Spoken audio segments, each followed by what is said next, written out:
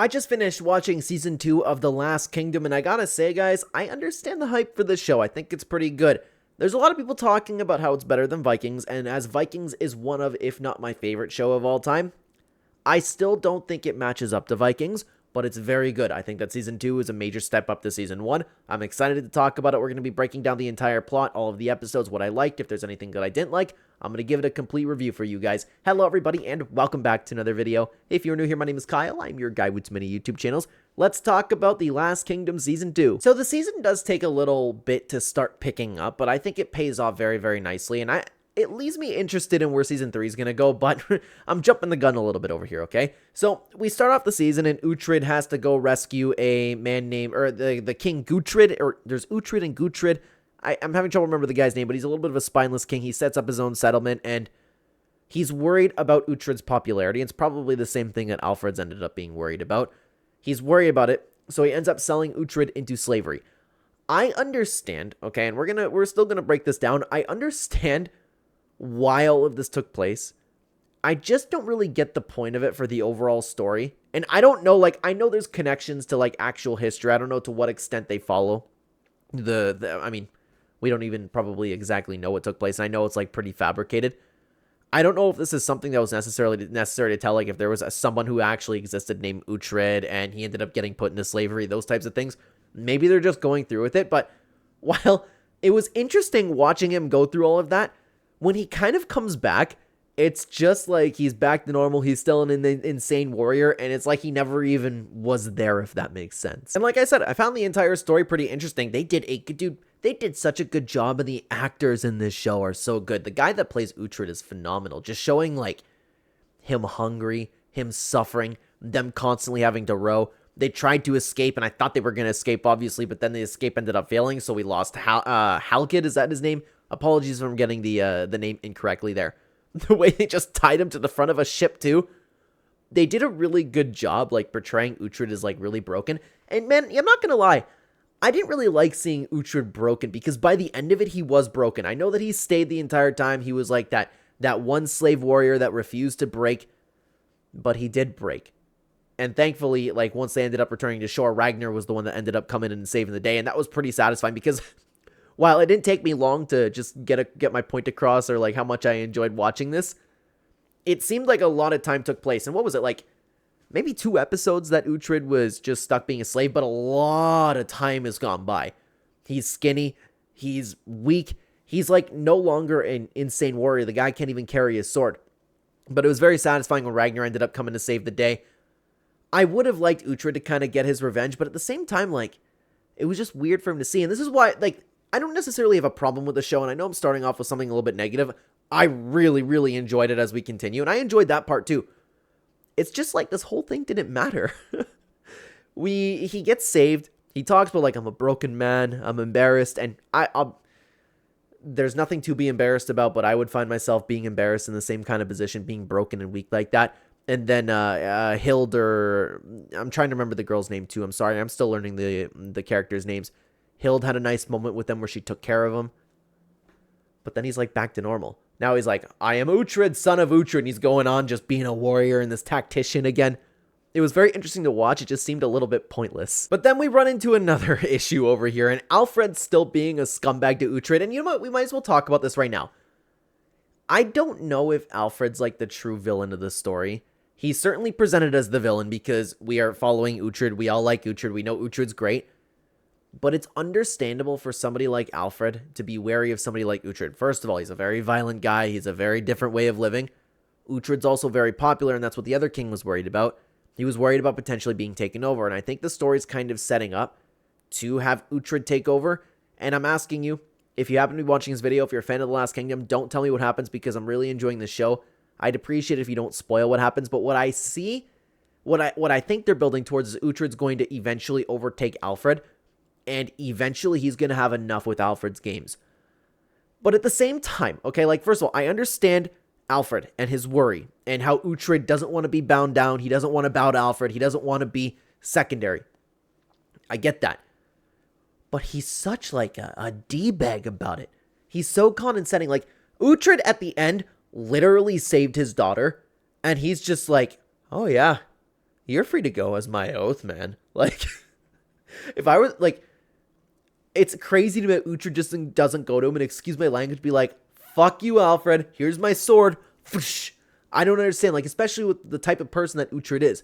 But his word is his bond, and what he ended up having to do was give his word again, and I think it was a year that he settled for, because whatever murder of the guy doing the trades, the trades, was murdered by Ragnar. And so Ragnar's going to be okay if Uhtred gives him his word. And that's another thing. Why didn't Uhtred... Oh, wait. He might have just said... Yeah, he did mention it to Ragnar. And I'm kind of on Ragnar's side. I'm kind of on the Dane's side in the sense where it's like, so what? You gave your word to Alfred. Like, I go through my life, guys. I go through my life, and I understand this more than anybody. My word is my bond. A promise means something to me. That's how I was raised. And I don't mean to come across as like, oh, look how great I am. It's just, I understand that way of thinking because I am like that. But if I was in Uhtred's spot, constantly being disrespected, taunted, misled by a guy like Alfred, my bond wouldn't apply to that. I don't care about you. You're ridiculous. You're scheming me somehow. You're scumming me. I don't get why Uhtred is so like, I said I'd work for him for a year. I'm gonna do it. Meanwhile, he could like literally be with his people.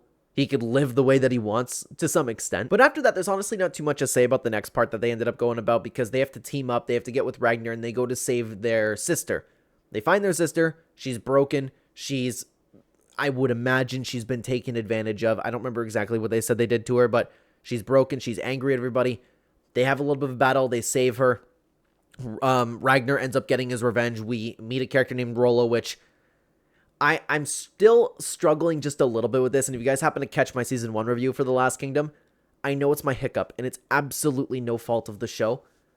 I'm having trouble looking at, like, Ragnar, and there's nothing wrong with the Ragnar character that is in The Last Kingdom, but Ragnar is so iconic, so awesome in Vikings. It just doesn't meet that same expectation, and same when we're introduced to a character named Rollo, and let alone Bjorn, which we're going to take a look at, just some old guy.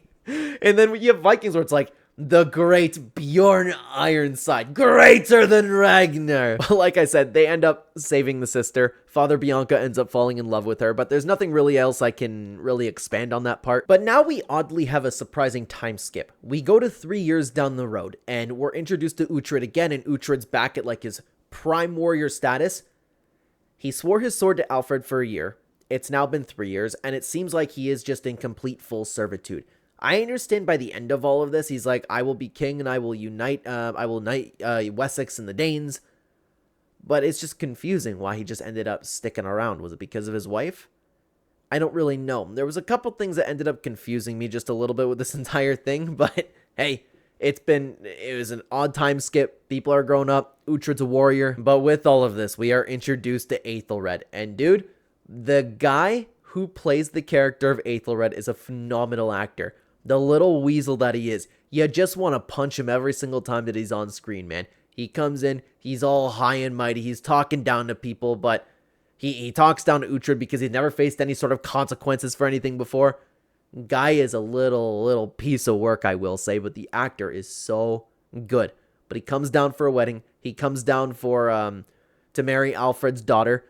Crazy. And again, we're comparing Aethelred to Aethelwulf and Aethelred from Vikings. I can't help but do it, guys. They're so much cooler in Vikings. So the wedding ends up taking place. We have some very, very uncomfortable scenes with Aethelred, obviously, you know, being the man that he is, not being the most tending, caring husband, I guess you could say. Deeply uncomfortable. You feel bad for the King Alfred's daughter. You can't wait for, I would imagine, Uhtred at the time would be the one to get the revenge over her.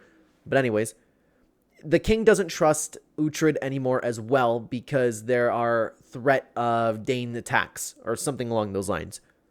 Here's the thing. I get it, okay? The only problem is it's because we're following the character of Uhtred, right? That's why I'm kind of like, come on, King Alfred. But everything that he's thinking here is kind of understandable. There's a new threat coming. You don't trust Uhtred.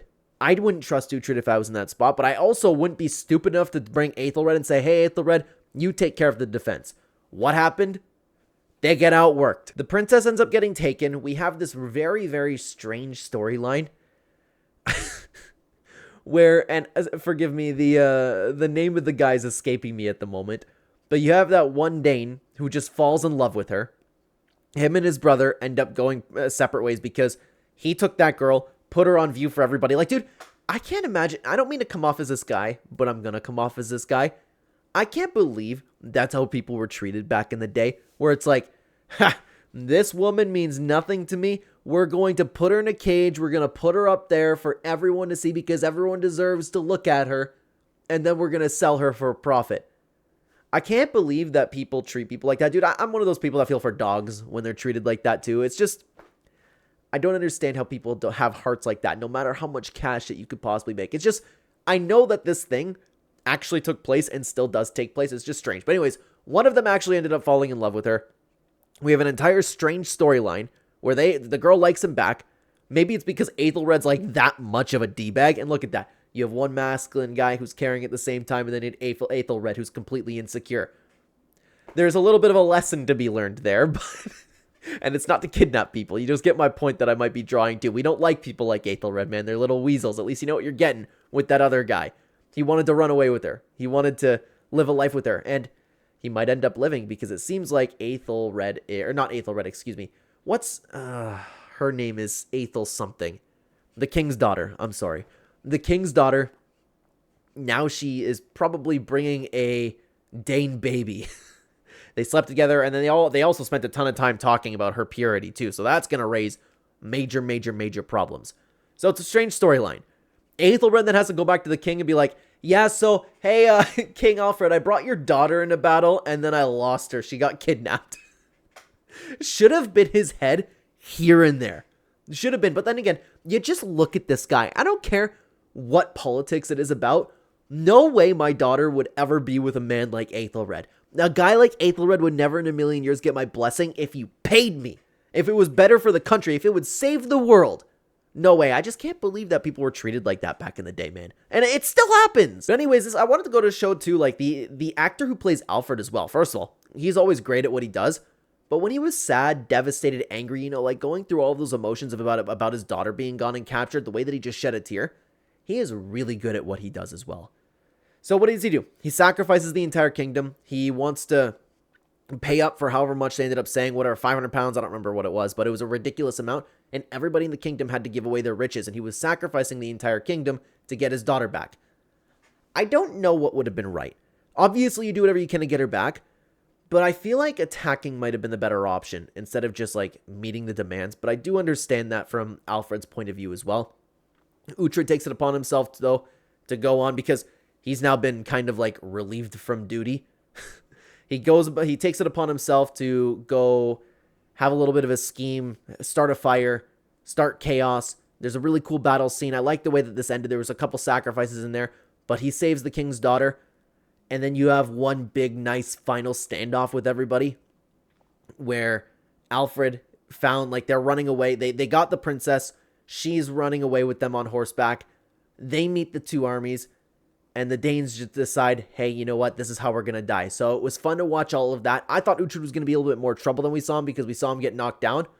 But it was pretty cool to see, man. It was pretty cool to see. And at the same time, too, her lover ended up burning to death. But she ends up living on with Uhtred by saying or suggesting that she's pregnant. That's going to be a big, big problem. Oh, could you imagine, dude? Aethelred is going to end up going through life, if he even has her now. Probably will. He's going to go through life thinking that tough Viking spawn is his kid. There'd be red flags as soon as that kid could walk. He's probably going to be more masculine than Aethelred is. If that comes about, I imagine it's going to be an issue, but it's really nice to see how she appreciates Uhtred. Somebody finally appreciates Uhtred. He talks about his protection. Uhtred and Alfred have another conversation. Not once does Alfred think to say, hey, Uhtred, thanks for saving my kidnapped daughter who was just put on display for a bunch of Vikings to look at and handle her.